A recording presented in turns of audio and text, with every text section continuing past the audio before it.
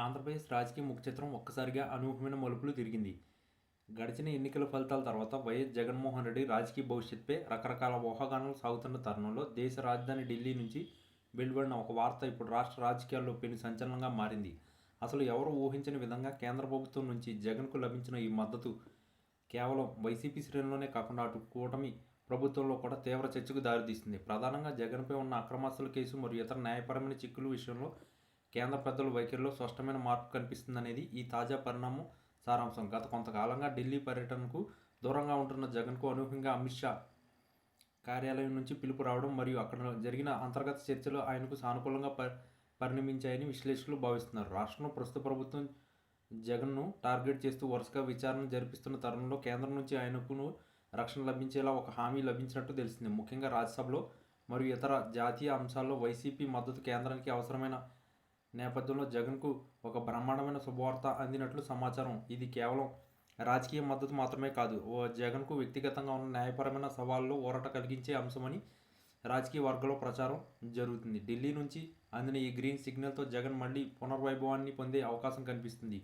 రాష్ట్రంలో YCP cadre నిరుత్సాహంలో ఉన్న సమయంలో ఈ వార్త వారికి ఒక కొత్త ఉత్సాహాన్ని ఇస్తుంది. ముఖ్యంగా కొన్ని పెండింగ్ ప్రాజెక్టుల విషయంలో మరియు గత ప్రభుత్వ నిర్ణయం విషయంలో కేంద్రం సానుకూల వైఖరిని ప్రదర్శించడం జగన్కు పెద్ద ఊరటగానే మారింది. కేంద్ర దర్యాప్తు సంస్థల దూకుడు కూడా జగన్ విషయంలో కాస్తే తగ్గే అవకాశం ఉందన్న సంకేతాలు వెలువడమే ఇక్కడ అసలైన శుభవార్తగా పరిగణించవచ్చు. జగన్ విదేశీ పర్యటనకు ఉన్న అడ్డంకులు తొలగడం లేదా న్యాయస్థానాలు ఆయనకు వ్యతిరేకంగా ఉన్న పాత కేసుల్లో కీలక మలుపులు చోటు చేసుకోవడం వంటి పరిణామాలు ఈ శుభవార్త వెనుక ఉన్నాయని భావిస్తున్నారు. ఇది జగన్కు రాజకీయంగా పునర్వైభవం తెచ్చే అంశం కావడంతో రాష్ట్ర రాజకీయాల్లో సమీకరణలు వేగంగా మారిపోయే అవకాశం ఉంది. బీజేపీ అగ్రనాయకత్వం జగన్ పట్ల సానుకూలంగా ఉండడం వల్ల రాష్ట్రంలోని కూటమి ప్రభుత్వానికి కూడా ఇది ఒక హెచ్చరిక లాంటిదే అని కొందరు అభిప్రాయపడుతున్నారు. మొత్తం మీద ఢిల్లీ నుంచి వచ్చిన ఈ సమాచారం జగన్ రాజకీయ జీవితానికి ఒక లైఫ్ లైన్